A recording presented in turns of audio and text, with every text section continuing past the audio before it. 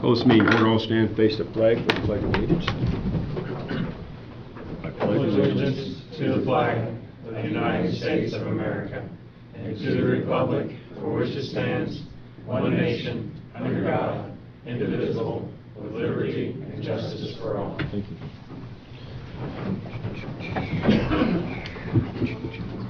Roll call. Britt Luther. Present.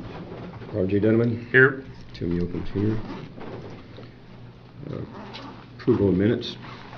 Motion to approve minutes. Second the motion. Discussion.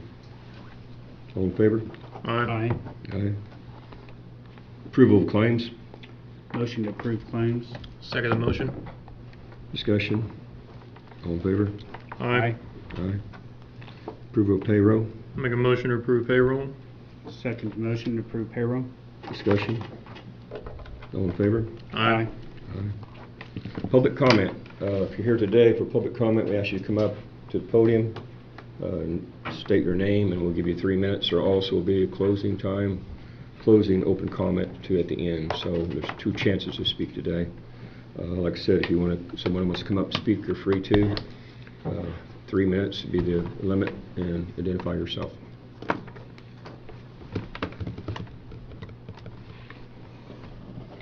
Okay, moving on. New issues, opioid funding. Ashley James.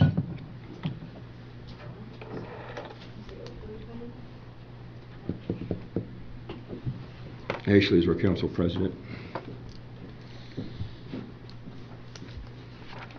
Good morning, gentlemen. I'm here this Can everybody morning. hear her? We'll make sure everybody can hear. Stand closer. I'm here on behalf of the council, just to ask for your consideration to fund the peer court program through the opioid settlement funding. We've gotten a lot of feedback during budget hearings, positive feedback of the program, and we are looking at a budgetary stance of either funding it from the general fund or through the opioid settlement funding that you guys have before you. I believe TIA has applied through the application process, and so we are just asking for your consideration in funding that, so that way we don't have to fund it from general funds.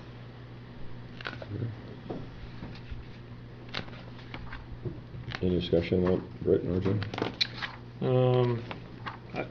I don't have anything. I mean, for that, we had several applications for the. Or just this one? Nobody else put in for it? Really? We had people. We had a lot of talk. Okay, then I stand corrected. Then a lot of talk, just nobody applied for it. Okay. Are we still accepting applications, or was it deadline? Okay, so we set. Okay.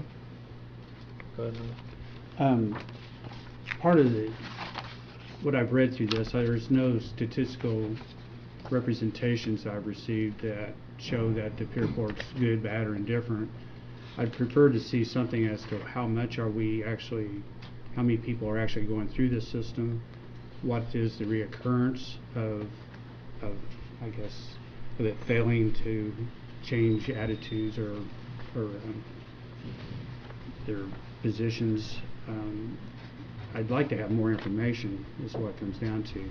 I've heard good things, but there's a 2-page assessment here of which has no real body to it that provides the information that we need to make a decision where it's worth spending monies over at this point. I also have a concern in the conversation. It was a loose conversation, but with the judge, in that people are coming in. I'm not sure to what extent that they're being advised to the ramification of pleading guilty, if you will, or pleading their case, that they are no contest to this. These are potentially, I guess, criminal issues. I also don't know who actually refers them to peer court or causes this. Is this a law enforcement officer, or is this an administrator who's actually doing this? So I have a number of questions. There's some more I have in here as well that have not, I don't have answers for anyway, to be able to say that I'm in favor of the peer court. It sounds good. It represents that it does good, but there's actually nothing behind it to support it that I've received today. And I know Tia did bring us a sheet of like statistics with case numbers and everything during budget hearings. I'm sure she can get you a copy of that. And as far as the legality questions on that, I'm sure I'd rather have her answer that than me.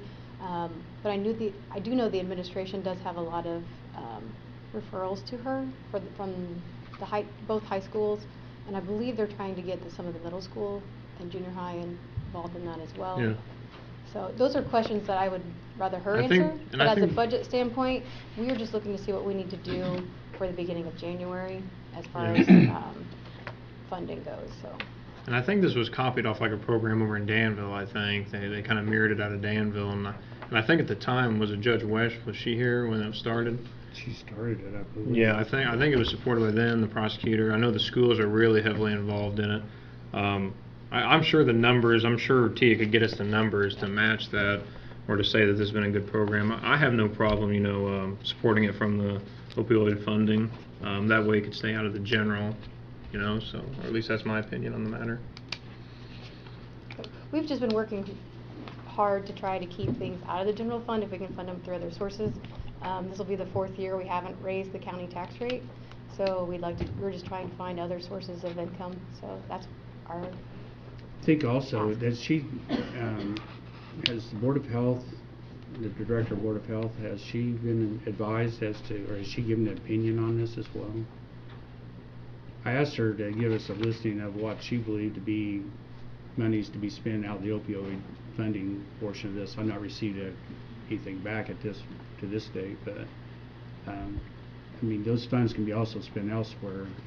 So it's not just a general fund, but it's also what other programs can this be spent on. Not to say that this isn't worthwhile. I'm not saying I that understand. by any And means. I didn't know what your timeline was, and so that was just our request on your agenda. So, it's up to you guys, but that was just our request. So, Thank you. thank you.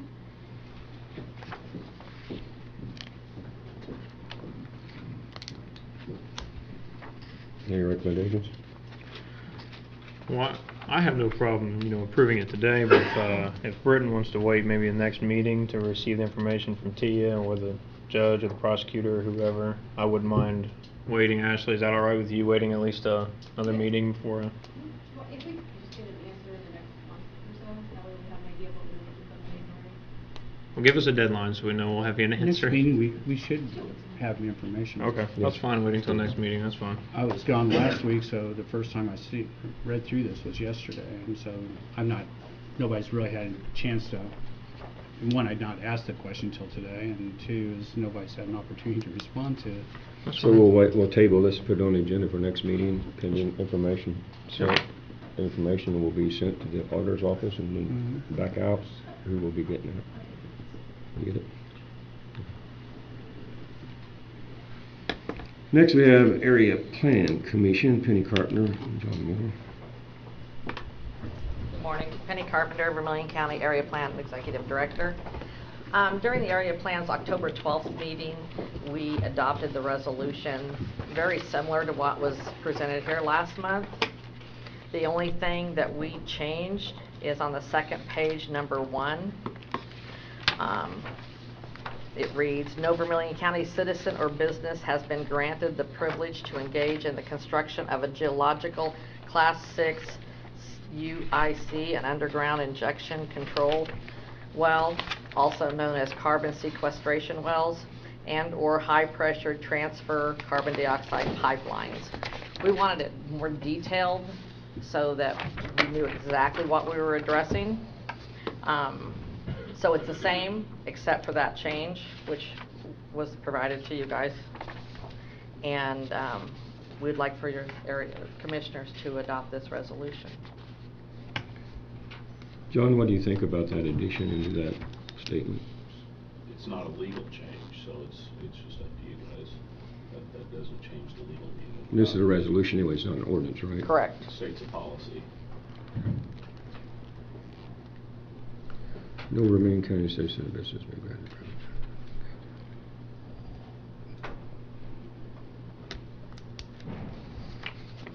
John, do you have the one that you had before and what it was, how it was worded? Okay, it's on page 2, number 1. We just wanted specifically to name those wells and that pipeline. Did your attorney advise you on that too? Yes, this was passed unanimous through area plan. And I have members here, Vice President John Moore is here, and I've got Barbara Phillips. And then BZA, I've got John Graves here. I think that's everything. You don't see no problem with John? That doesn't change the legal meaning of the document. Okay, So okay. the Oh, this idea is- is just no one in this county has been granted that right, and the Constitution says the state legislature is not supposed to give rights to one person or one group that it doesn't afford to everyone. Okay.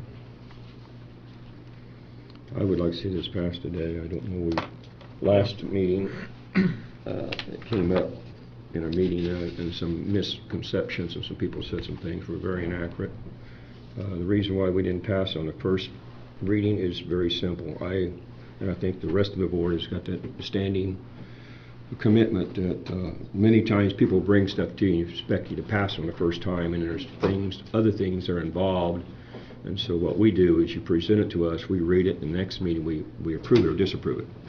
And the reason why we do that, because a lot of times people give you stuff and then you sign it and too hurriedly, and then you realize you made a mistake. And we didn't do that purposely to delay this to anybody. That's standard procedure for us. And so if you bring anything in here, it's not we pass on the first reading. So I just want to make it sure that some word got out that there was other things going on here and we weren't going to pass this, and that's had nothing to do with it. It's just because we read it one time, we look at it, and the next meeting we vote on it. So that's to make some clarification there. I have no objection passing this day either. If there's no objection, I'll make a motion to approve the Area Plan Commission Resolution number 23-1 by title, a resolution finding that Indiana statutes on carbon sequestration may be in violation of the state constitution, Vermilion County, Indiana. Which version are you, is this the area plan version, or is this the Yeah, the one- commissioner's version? The Area Plan one is in front of us. Area plan? Yeah.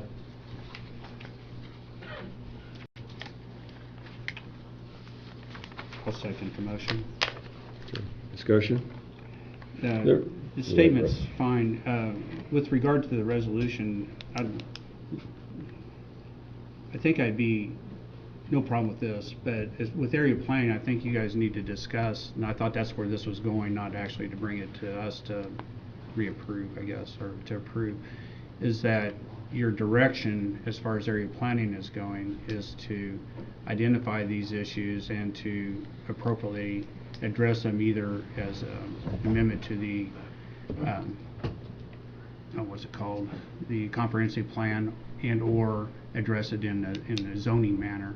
I think that's where this is really more appropriate than to bring a resolution to the commissioners to approve one that we already have on the table as well.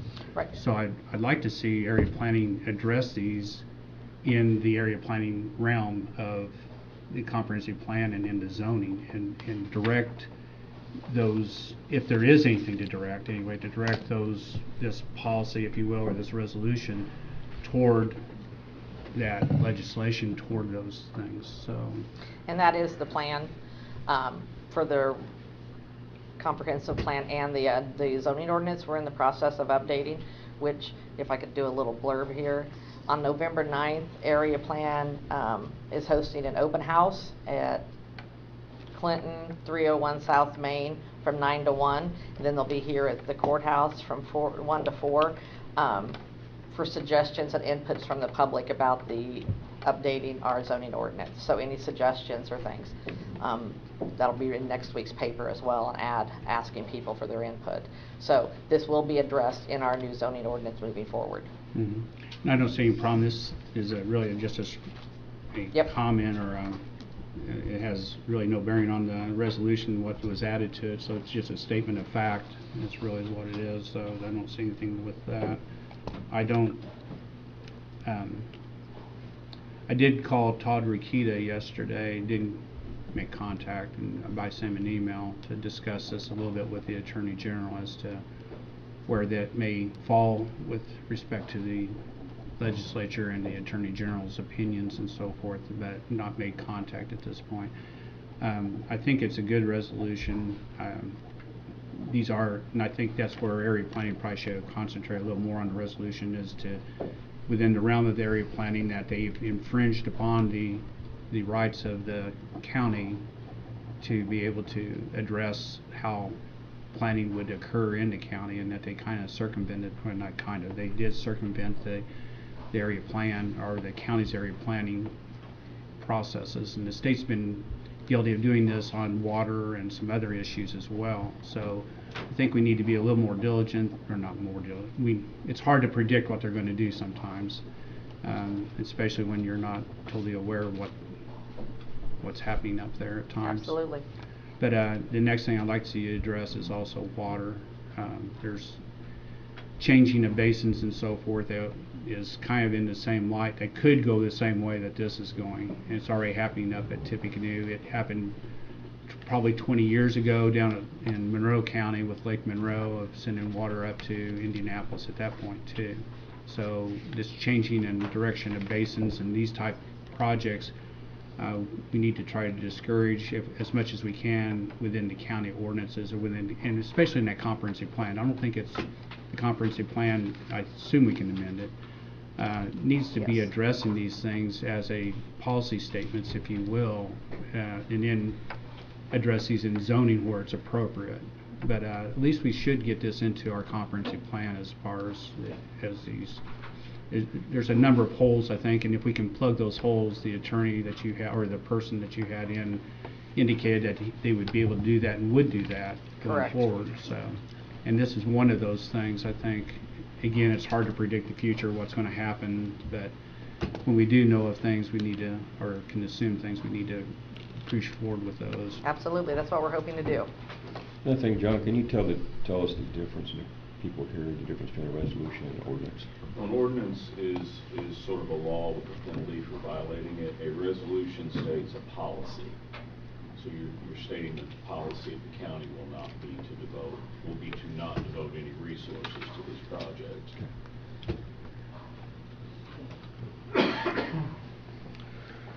Call for a vote. All in favor? Aye. Aye. Aye. Anyone opposed?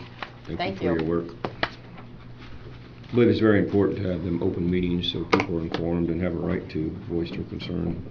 Penny, on those, sorry, Tim, on those open meetings you're hosting, is that a recommendation for anything for the zoning, not just carbon or water, Everything. anything? Yep. Okay, thank you.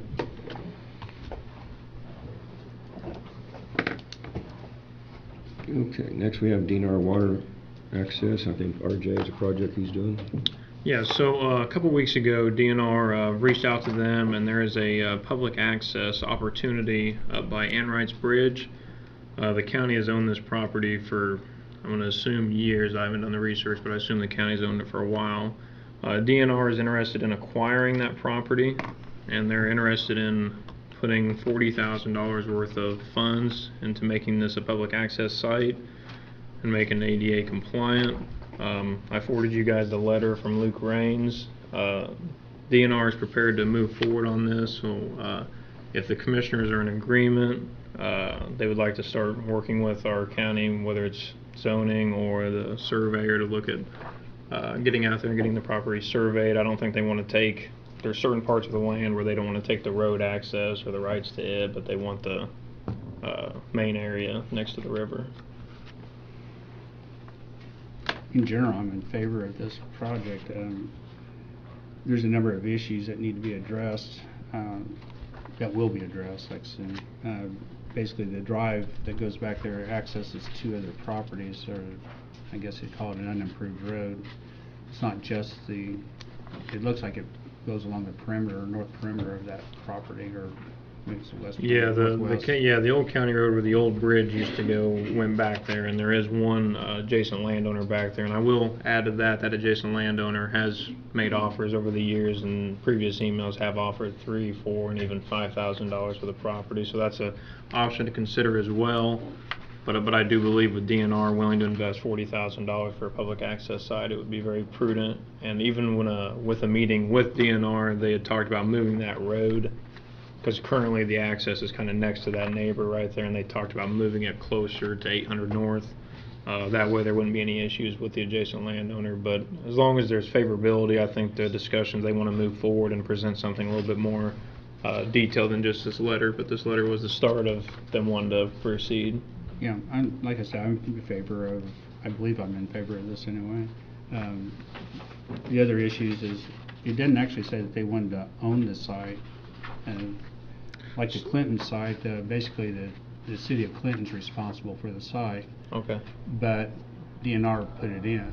So in my discussions with Luke, and he probably left this off here, was that DNR would ask the county to donate the property to them pending. I mean, like I said, they didn't want the road or anything, they wanted just that, so there may be some work that needs done there, but my understanding was they wanted the property, it would be DNR property, the state of Indiana would own it. And they would maintain. They would that maintain the, facility. they said there's some agreements throughout the state where they may have an agreement with the county that says, you know, the county, if they're willing to, you know, mow it or something, yeah, I don't know, he says there's different agreements by each county, so if there's majority agreement, I'd like to continue to work with DNR and maybe include John Spur if that's all right as well, and if we need any legal things looked at.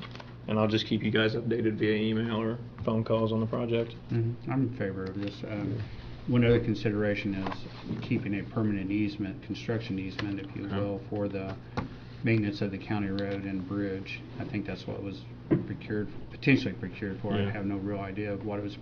Well, could you, whatever you wrote down, could you email me those so I can send to Sheila and Tim if you got anything as well?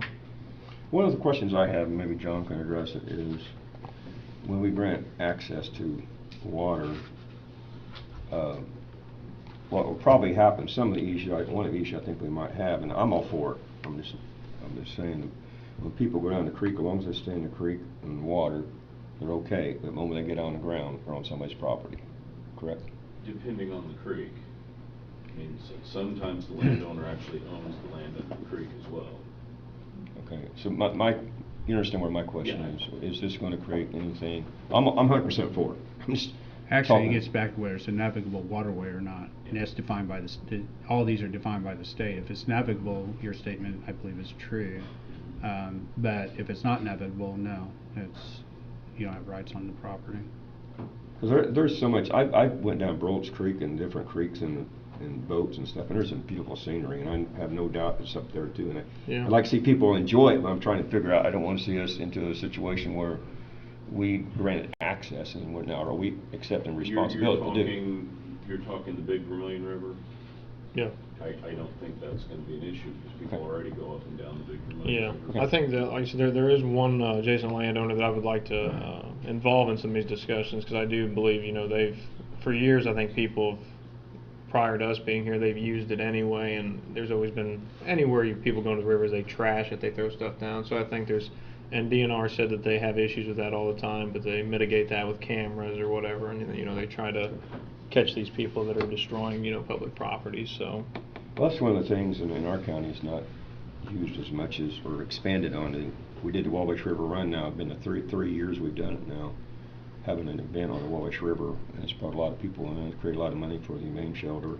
And there's another one, I think, is just another thing that could be a possibly positive thing for our county. Well, there's just not a lot of entrances into the rivers. I think Clinton's the only access site in Vermilion County, isn't it? Well, unless you count Cayuga. Cayuga has a landing there. No, DNR. I don't. That's Park I think it's Park County across the river, Yeah. Oh, I'm sorry, you're right. Yeah, I It's think Montezuma. Clinton's the only one in Yeah. Montezuma. There's some other access points, but they're not really access sorry. points. Yeah, they People need- got property down there. Yeah. But the state is, if I'm not mistaken, the state is still looking for access points along the river. Yeah. They agreed to put them in, and people, you can find them. Yeah, they did tell us Let you- that if we knew anybody, you know, along the Wabash that had good land that they could possibly use, they'd be interested in it, but I don't know anybody, but if you guys know anybody, I mean, DNR is definitely interested in stuff like that. For Yeah, you public indicated access. that before. We do have some other county property that could, I'm afraid that it doesn't fall in this criteria that they This have one a- fit like perfect for the. for 10 mi, well, for their segments that they would like to have these. All right, well, if you guys have no objection, I'll continue to work on this, and Britton, if you can just send me those concerns or things, and I'll work with Luke on that. Sure. Thank you. I think great project. Good job. Thank you. I'm going here. Next we're on open issues. Again, I'll rephrase what I said. We do have a public comment at the end, so if you have something you can say it then. Next, we have the first round for improvement money funding. I think the Community Foundation, Mr. White, you want to come up and address that first?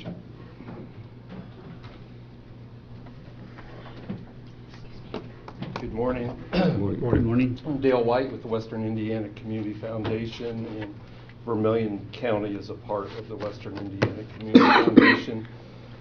During the summer, I heard some of the discussions that the commissioners had about being open to receiving grant applications from charities and non-for-profit organizations in Vermilion County. And I listened to several more of those meetings, and I sensed a little frustration or disappointment that no one was applying or knew the process on how to receive a grant. And so I reached out to the commissioners several months ago and said that the Community Foundation receives 50 to 100 grant applications a year. We'd be willing to create a separate grant process for the benefit of Vermilion County. And so we did do that. We created the grant application, the process. Kylie's been great to work with. I copied RJ in almost the emails that I gave to Kylie. And so we opened up a grant application on, I believe it was September 1st, just kind of a test to see if we received applicants. And so during the month of September, we received 7 applications. I believe the total requests were nearly $700,000. And that's kind of where the process ended for us, was to have the application, get those to the county, and let the county take it from here if they so chose to. If you wanted us involved further, we could, but we'd have to talk about what that would look like. And so we just kind of, the grant application isn't closed. Anybody could apply today. But our initial thoughts were to close it after the first month, see how the process went for the county, and then determine if we want to open it back up and bring applications to you monthly, quarterly, if you like what you received, if you didn't like, how the process works.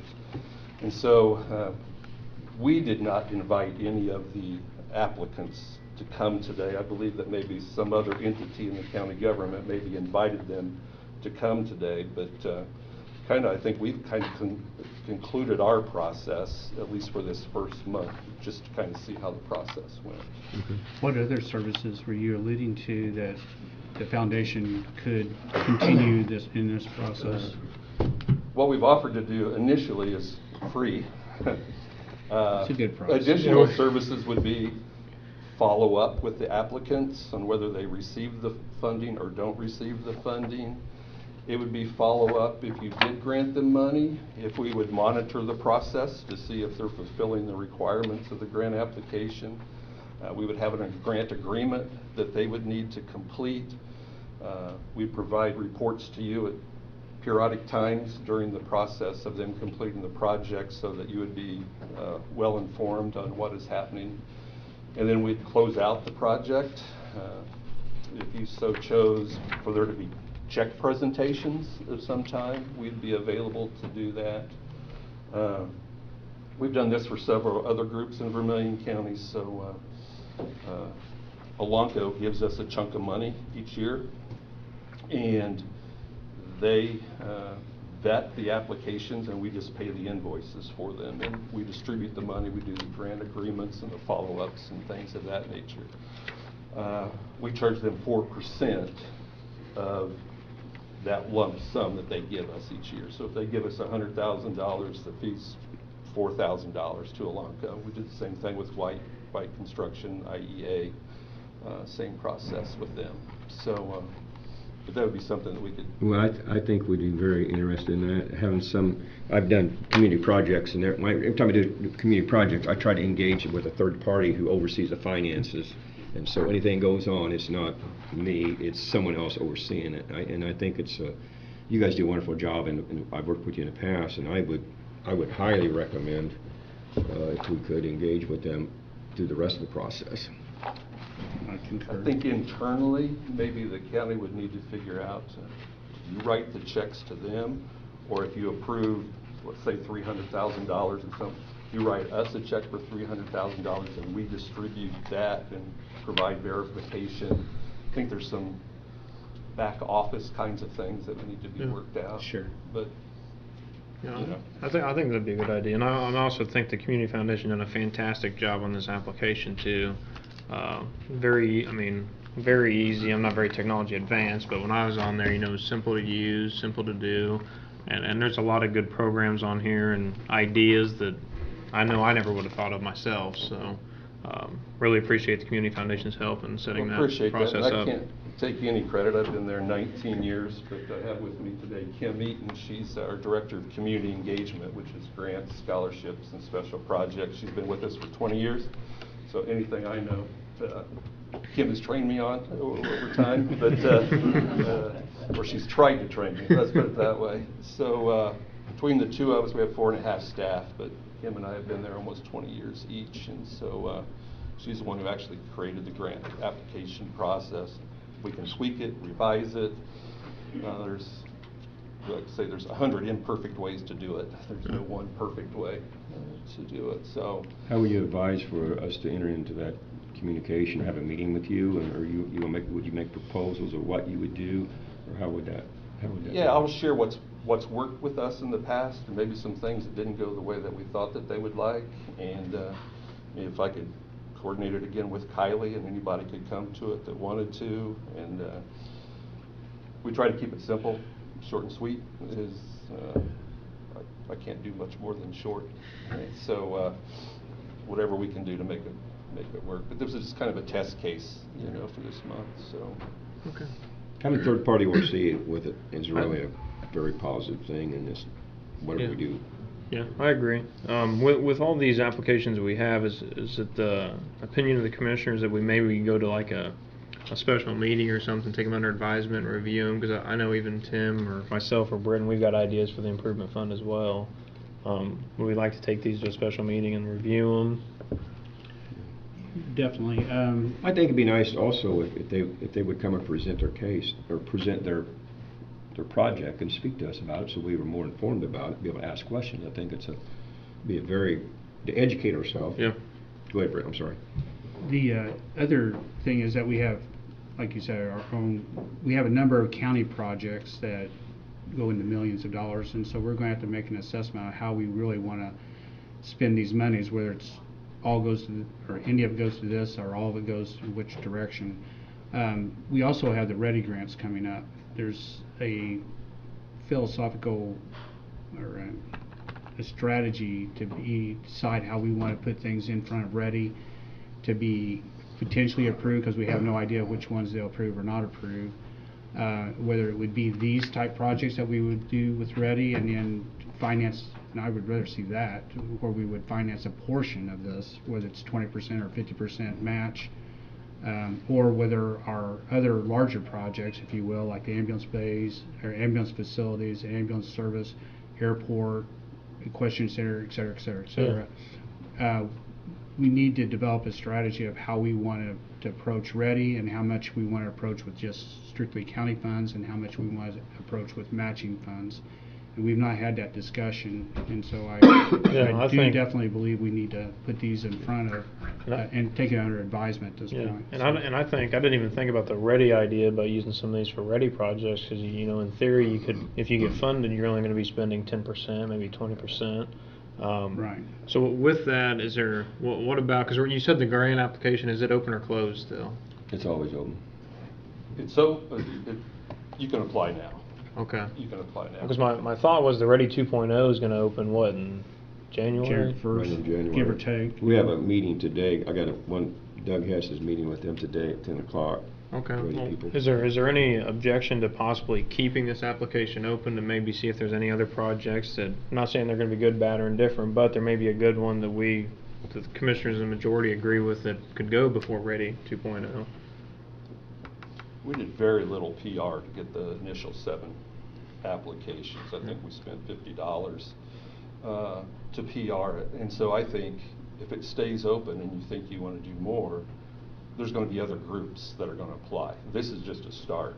Yeah. I can envision for a period of time, you're going to get 6 to 8, 6 to 10 applications to review. One thing that my intent was that we would not replace the process that the county goes through to listen to other departments on their needs. We didn't want that to come through the community.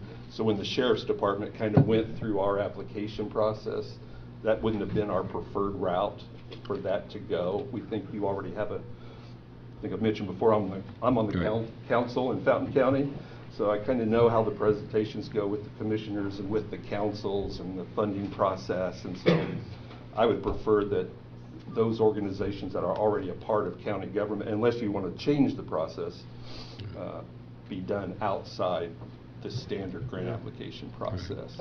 So, I concur with that. yeah. Yes. So if you can send us a proposal of what you would recommend to follow us out Okay. in the completed phase, and give us some recommendation. Could you have that in 2 weeks at the next meeting or something by then? Yeah, I think we can do that. And any involvement you would want the foundation involved with Ready, we'd be willing to, since we serve 2 counties, we see the way others do it as well. So, We're talking about Ready Grant real close. I've been talking to them. The problem we have with the Ready Grant right now, there's 5 counties involved, and there's four seats on there. And Vermillion County don't have a seat on that board. And so I'm looking at this very deep and try to get that changed, because I don't think it's proper that we don't have representation on that board. That's just not right. So we're discussing that today, so I think we'll get something done about it. okay.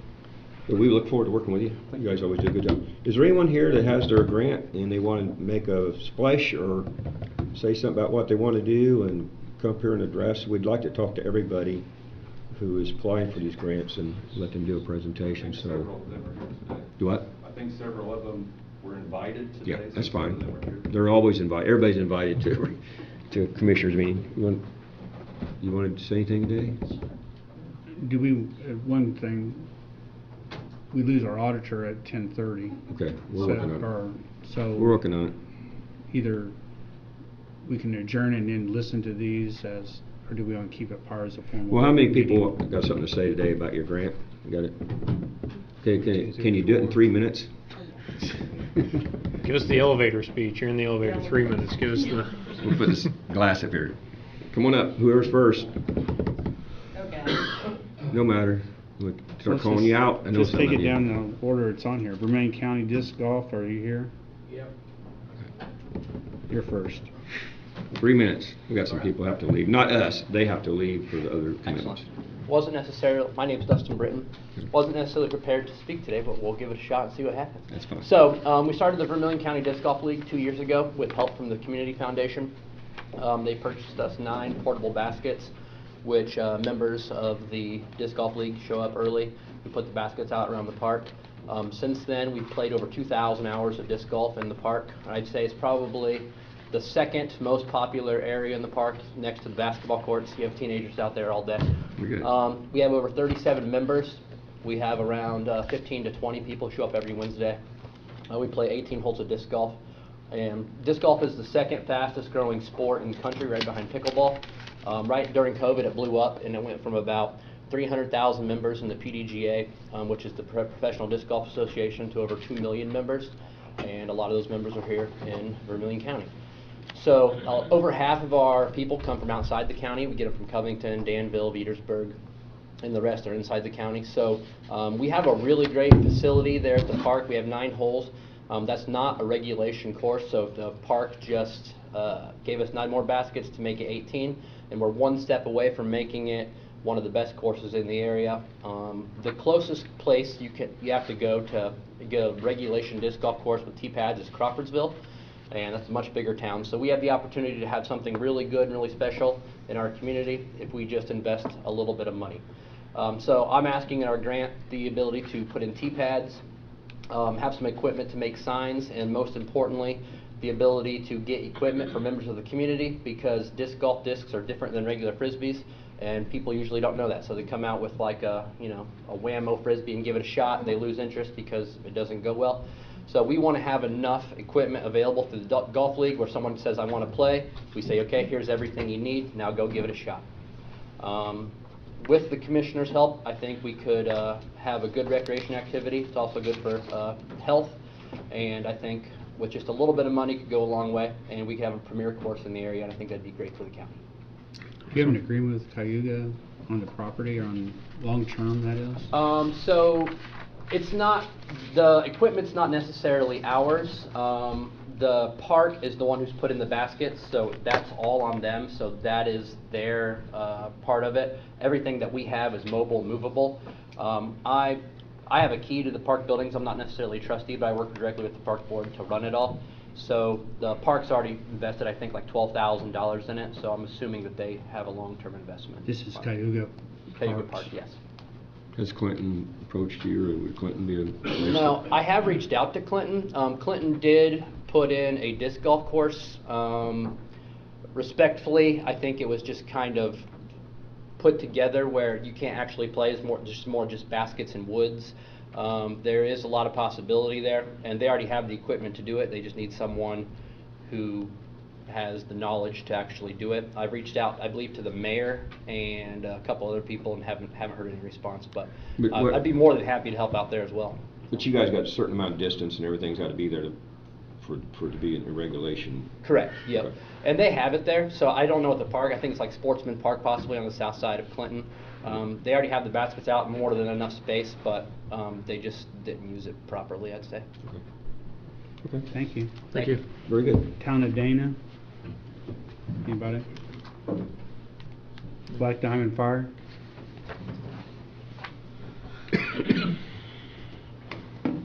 Hello, Dakota Wilson, Fire Chief, Black Diamond Fire. In that grant application, I asked for a little bit of money to replace some fire hose. Majority of our fire hose, just to give you a backstory, is we've purchased used trucks, and it comes on the used truck, so we don't even know how old the hose was to begin with. So it seems like every time we go out on a fire, we're taking 2 or 3 sections of hose out of service, and a fireman without fire hose is like, well, not good. So the hose that we're asking for is a higher tier hose, because it's not a secret that the majority of the time we run majority medical than we do fire. So if we get it, we pay for a better fire hose up front. It'll last us longer when we pull it off the truck. We're not taking it out of service because it's ruptured or anything. Excuse me. And there's certain NFPA standards that we have to maintain, even though we're not an NFPA state. But and NFPA says after 10 years, even though it's never been used, it's no good, just like our fire gear. So fire service is very expensive, regardless of what you want. And a section of hose was affected by COVID, just like everything else. A section of hose used to be $200. Now you can't touch it for under $600. So it's an expensive game being in fire Is there any other service. company you got quotes from that is this quote, good quote compared to the cost of, I mean, when you bring one person in, one thing in, have you Yeah. compared to anything else? Oh, yeah. So that was just real quick, threw it together because I didn't realize that the grant process was open. So I was hoping to get in before. So I can bring you all kinds of quotes that's comparable, but they're all going to be That's that's a decent amount that we're asking for. So it's going to be plus or minus some, Isn't there annual testing or biannual testing? Every on it? year Yeah. we pull it off the trucks, and we have to test it. We have our own in-house tester, Okay. and every year we have to pull more and more out of service because it's failing. Like I said, majority of it we have our service records of it, but since it came off of a used apparatus that we bought somewhere else, we don't have their service records of that hose. So we have ours, which covers us, but we don't have when it was originally purchased, if it was purchased in '97 when the truck was brand new, or if it's been replaced since then. So, Okay. and the fires, we're going on these fires, and then we don't have enough spare dry that's on the rack to put back on the truck, so it's not wet and getting moldy and everything. So that's just a brief synopsis, very brief. I could go into way further detail, but I got 3 minutes. Yeah. I'm probably knocking on the door of that. Has your trustee said anything Dog. about this? Yeah, so we've worked very hard getting apparatus up to par. We've worked getting equipment, and we're getting some new SCBA's. So, not that it's any less important, but we've tried to strategically replace stuff as it came along. And then, so this was like not put on the back burner, but I was like, and that's explained, we put in for a couple grants, but, you know, what's the worst? We're gonna get told no, so we're trying every avenue we can. Appreciate it. Appreciate it. So, Thank you. Go ahead, Brett. you're Vermillion on the County call. Soil and Water. Yeah, he's here. Eric's a good guy. I have to say that. Good morning, gentlemen. I'll keep Morning. this short and sweet. Eric Schuyler, Soil and Water. So the application I put in for was for funds to go towards our education trailer that we are wanting to build. And I don't remember, was there an attachment to that with design concept to show you what the trailer's going to look Yeah. like? Is that in there? Okay, Yeah. good. 'Cause I brought copies in case there wasn't. What we're looking at is a 22-foot education trailer that will have interactive displays that will touch on 5 different aspects of conservation that we generally do education on throughout the year. This is going to be something that we can use at lots of different venues and events throughout the county, and something that will be general enough that we can also share it or take it to neighboring counties for education events that they have as well. The amount requested on this grant is about 1/3 of the project total, and we are using a company out of Michigan that does this professionally. The trailer will be custom built in northern Indiana, specific to our needs, and then shipped to the plant in Michigan, and then they'll put the graphics and all the interactive modules inside the trailer. So. What's the planned use of the schedule, if you will? Once a month, 10 times a month? It's going to vary. It probably will be 10 times a month. I would say on average once a month. But I mean, you know, we'll have a week at the 4-H fair that we'll have it set up. We do 4 different school education programs. You know, we've talked about setting it up during some of the festivals that we have throughout, plus the partnerships that we have with other counties and their education events as That's well. what I was wondering. Are the other counties participating in this at all? They are not. This is an in-house, but it's, you know, common for us to share what we have, but we have not asked any other counties to chip in for this, only because this is going to be a Vermillion County asset that we would share, but Okay. we're not, you know, we're not diving into letting, say, Park County invest and then have to worry about, okay, now Park County and having schedule conflicts, so. Okay. These other amounts you have on here that you applied for, or as you said, are pending, when we know anything about those? I don't know, they're pending. I've sent out lots of requests and haven't heard back yet from, Okay. some of them are just, the deadlines have just come by and they're waiting on, you know, giving their approval. Some of them I haven't even heard back, unfortunately, from the contact. But if you so- do, that would reduce your asking. Not from you. Okay. The amount that I asked for is 1/3 of the project total. Okay, so it's a $150,000 project. Yes. Okay, There you go. thank you, sir. Thank you. Falcon Fund? Thank you. You gotta leave by 10:30, right? Okay. Good morning, I'm Molly Thoman, one of the co-founders of a new program that we're starting in the northern part of the county that will benefit students at North Vermillion that are in grades 7 through 12. Kind of originated because there's, at the junior high school at North Vermillion, there's no parent-teacher organization or any kind of thing that supports our students or our staff financially outside of the state funding that they get. That idea sort of evolved into what we hope to be something bigger to benefit financially, to support financially students who are in certain economic situations that are beyond their control, who maybe can't afford to apply for college or can't because of money, they can't afford to do the things that they could be able to do with help, you know, to reach their full potential. So we were working with some of the administrators from North Vermilion, things like caps and gowns, paying for them to take AP exams, which is an out-of-pocket cost, college application fees, college visits.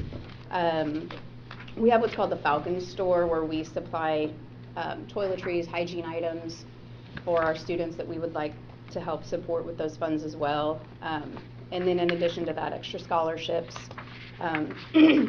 This is the items that I listed on my budget sheet are kind of the tip of the iceberg that we kind of came up with. Like I said, this is a brand new program, and we've not even had a chance to do any fundraising. We do have a fundraiser scheduled for the spring, which I outlined in the application as well. But when the opportunity came up for the grant, then we thought this was a great place to start, and so that's where we are. Thank you. Thank you very, very much. Reading boot camp.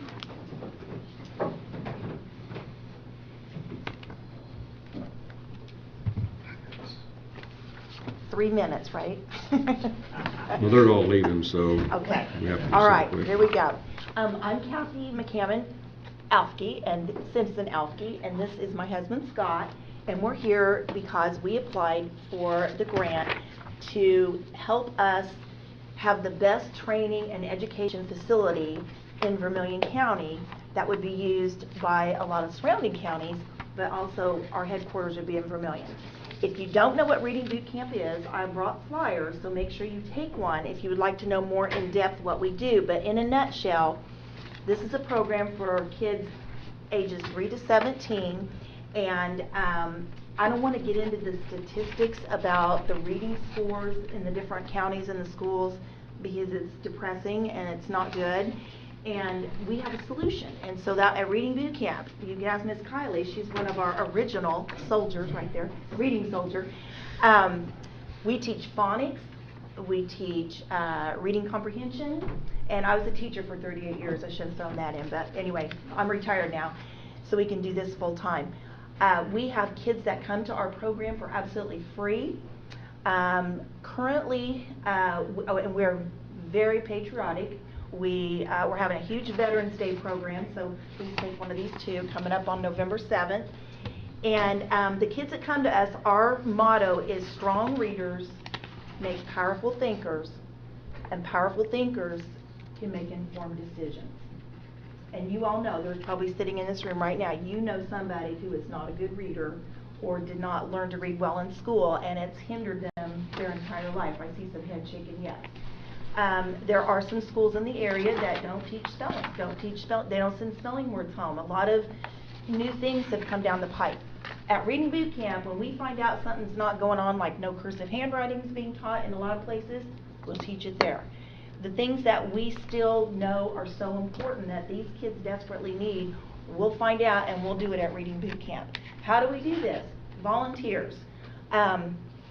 So I've been doing this for a number of years, but just recently in June, we got the opportunity to purchase our own building. We've been using different churches, using the fellowship hall, and we've been a lot of different places, but currently we've got an opportunity, well, we did it. We have a building in Clinton, the old Hillcrest building, which a lot of you know where that's at on 8th Street. It's now purchased by Reading Boot Camp Incorporated, not-for-profit. And so we're coming to you guys to ask for funding to help us get this building. Scott can tell you a little bit about the big things that we're asking, but I just want y'all to know what it is, because any kid can come to this. And we have kids that come from Park County, Vigo County. We even had a lady this summer drove her daughter down from 5 hours from Michigan. I thought she was confused. I thought, she's coming to Rockville? Our program in the summer was at Rockville, but so we even had a mom that drove her daughter 5 hours to come to Reading Boot Camp. So we've got them coming from all over the place, that our central headquarters where we want to train other people to do this and plant other Reading Boot Camps would be right here in Vermilion County, which is pretty awesome, as I'm director. Thank you. And one thing on the application process is kind of limited to us, but we wanted to make sure that across the board, you could choose one item where your project falls within.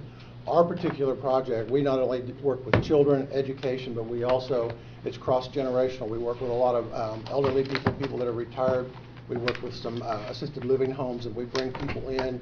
We teach them how to work with the kids, so you have a 3-year-old or a 5-year-old sitting there with a 90-year-old person, and it's very, very good. We fall under the arts because we have a stage there. We have a Christmas program coming up that we're going to be doing. We've got the Veterans Program. We're also doing a lot of things with the City of Clinton. We are working with them with their community garden project so that we can teach these kids about nutrition and proper nutrition and how to prepare foods, how to grow foods. And we're working a lot with this, the school districts. The Southwest Park has contacted us here within the last couple of weeks wanting to partner up with us. So we're working with Park County Community Foundation as well. So we've requested funds from them, the Vermilion County Community Foundation as well. So it's just it's a big project. The building was over 100 years old. So we just want to get it safe for everybody. Appreciate your comments, but we got Thank about you. 2 minutes to No, finish. no problem. Thank you. Thank Good you. to see Thank you. Kathy. I've known her for years, and my wife and her are both teachers. So we're done with that. Oh, you need to leave at 10:30. Do you want to leave it on or leave it off? Okay, she knows how to do it? Okay. Well, you're free to leave if you want to. Next, we have the carbon sequestration resolution. Safe travels, guys. Thanks. Was there any changes from this one from last meeting? Well, we just approved the Yes. resolution from area planning. I didn't know if we're gonna do this one or no. My understanding was that we substituted the area plan for our commissioner one. Is that not the understanding? We replaced the current one they had. So you're not doing anything with this one then? No, but that's the old one. There's no use to do The only it. thing is we changed it from area planning, we'll put county commissioners on it. but- Oh, that's fine. Yeah, that's fine. Okay. Unless you have some other comment. No, I don't. I'm still on there, so I didn't know what we were. I guess, Brett, you're still with the Vermilion County Community Bicentennial. Is there any news up on that? Still no interest yet. I'll work with you on it if you want. I prefer somebody. I know, but I mean, if nobody else will do it, I do this all the time. Nobody else does it, so I jump in. Coming February 1st, Maybe someone here will. 2024 is our 200th anniversary bicentennial for Vermilion County. We've been a county officially. I was looking at possibly doing something from January through December for the full year as the 200th anniversary for Vermilion County. And part of it was to have funding to do things each month throughout the year, all the way from, well, I have to pull my list out, I wasn't prepared to talk about today, but all the way from fireworks displays to having music on the square to plays, etc. Anyway, it was just a bicentennial, and nobody seems to be interested in the Vermilion County bicentennial anyway. But we've been a county for 200 years. Well, we'll talk right after the meeting then. But we have been a county come February 1st for 200 years, and so 2024 is our bicentennial. And I'd like for us to recognize that more than just words anyway. So I have a list of probably 20 things that we could do. Right now there is no funding for it. I had proposed like $50,000 for the year. Some people think that's too much. We might get one bicentennial though. So anyway.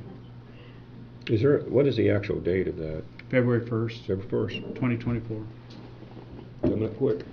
I'll give you my card, and if you wanted to send me that list, the Community Foundation would be interested in talking Excellent. about it internally first. Sure. I don't have it with me here, but I will send it to you. Thank you. I support 100%. And if you give me a list of things you want done, I'll do it. Did you say 50,000 or 100,000? 50,000. Well, no, 100,000 I think was right. Thank you. You gotta be careful what you say as a commissioner. Yeah. Even if you just mention it in jest, they still take it seriously a lot of times. Well, I am serious about 50,000. Yeah, I mean, that's... But I could be more serious about 100,000. So do we. Sure. We're gonna move on in public comment. We have, you wanna come up and speak? This is Vermilion County Commission, Vermilion County Court is your court, and you have a right to voice your opinion or say what you want to say. Limit it to 3 minutes, please, when you do come up, because, what? I have a question. go up and address yourself, tell us who you are first. Mike Kelly, and I live in Clinton, Indiana, or Fairview Park. And I just got a question. With this, has the concern been addressed about contaminating the aquifers with the waste, carbon waste? And has there been any rules or regulations made against future pipelines? Because rumors are that they're wanting to put hydrogen pipelines in now, along with the carbon lines. They're wanting to include a lot more carbon lines from different areas and put them in storage facilities underground while they're processing it or whatever, and also nitrogen pipelines. And it looked like to me that if the rumors are true, there are a lot more pipelines going to be going in, and I wondered if they've been addressed to the community or to the county for approval or anything like that. Well, could you kind of look into that and see if, because I think we might be able to get a jump on them with ordinances or something. I don't have any idea. Attorneys know more than I do. We're not allowed by law to regulate a state agency. Carbon sequestration is controlled by a state agency, so we can't make an ordinance to prohibit it. Okay, well, that's why I'm asking you. And I just heard those rumors and I wanted to find out if they were true, because I've heard they've got maps out that have pinpointed a lot of the storage areas for carbon that used to be used for natural gas, and I didn't know that they could change something like that after they've applied for whatever permits they need. Okay. Not that we know of, I And, haven't seen any to me. I did give you the old maps there, but that's from the company that's wanting to do this, yeah. And it shows the bedrock that they were supposed to pump under. Well, you can see we're just on a finger of the bedrock. So up here it would be permeable through the other map is where it's all going to go. So it's going to go underneath our aquifer and affect everybody's drinking water. I don't know how they could approve that. Well, and then to go with that, over at the Lebanon project, they're looking at pumping millions of gallons of water from the Wabash River for the Big Lebanon project, and I think the city of Lafayette, Tippecanoe County, I was reading the other day, most agencies up there are opposed to that in Lafayette. I think the state's trying to say, hey, this project's going to be here, and whatever the cost, we're going to, if it ruins drinking wells along the Wabash, it's just that they don't seem to care. So I would advise you to do whatever you can to stifle them. Absolutely. Well, and I think the other big thing is, for anything, these representatives at the state level are elected, so, people need to, go to the polls come election time and do your research and find out if they supported these projects, and if they did, then an easy way is just to vote for somebody else. Yeah. It is hard if they have closed sessions, though. I agree. A lot of stuff's done. Whatsoever. I agree. So, okay, that was my question. Okay, thank you. Next. Doug Bohannon, Universal. Doug Bohannon, Universal. I know that they give everybody the good thing about Wabash Valley Resources, and they excluded any negative stuff. And I heard a lot in the meetings of everything was metric tons, and a lot of people I heard saying, what's a metric ton? And even some of them up on the podiums and stuff, well, I don't really know what a metric ton is. Well, I can tell you what a metric ton is. It's 260 million gallons in a year. They want to put 10 million a million metric tons a year in our ground, which is 260 million gallons. In 12 years, that's 3 billion, 260 billion, some odd 100,000 gallons. So that's going to displace something else in 3 billion gallons of we don't know what. And that's, as Kelly was saying, if that's just Wabash Valley Resources production, what like the plans that we've been seeing is coming from Cayuga Powerhouse, Robinson Refinery, there's a gas place up by Frankfurt. There's like 5 different places that want to pump. It's going to be one of the biggest hubs in the United States here. And we can't wait to elect politicians. We're going to have to do something before that, because then it's going to be too late. You know, once they get their fingers in there, we're in bad shape. So we got to figure out how to stop this before it starts. And there's people getting it stopped all over the country by banding together and imposing it. So we can't wait. I mean, we all have to band together as commissioners and councilors and citizens and everything else to put a stop to this. To me, this is an invasion, in my opinion. This is big business coming into us small communities and saying, we're going to do this and you can't do nothing about it. And it's like you were saying, that the state was saying, we're going to do it at no cost. Well, there's going to be big problems in this side of the country if this goes on. I mean, there's farmers, everybody's involved in this. So I just want everybody to know what a metric ton is. It's gallons. Why don't they stand up there and say 3 billion gallons? No, they don't want to say that. I'd like to have been a fly on the wall when this sequestering, putting it in the ground started, when they decided that, well, dumps sound kind of bad. Maybe we ought to call them wells. Everybody will accept a well. You know, that's what it's all about, is fooling people. And they're not going to fool us. You know, I don't have a college education, but I was in the fitters for 32 years and retired from the paper mill after 12 years and being a outage planner. So I don't know much about science, and I don't know much about molecules, but I know piping. And so I drew an AutoCAD picture and I put it on a drawing, and I put it on our website and showed them what we were getting. You know, that we don't have a well in the ground. It's being injected into the whatever. And I don't think they do either. If they only took 2 core samples, they don't know nothing. So, you know, I'd like to force them to show us what their process is going to be. Because they can't maintain 2,000 pounds unless they have an orifice off the very end of that pipe. Do you agree with me, Tim? There's no way that they can.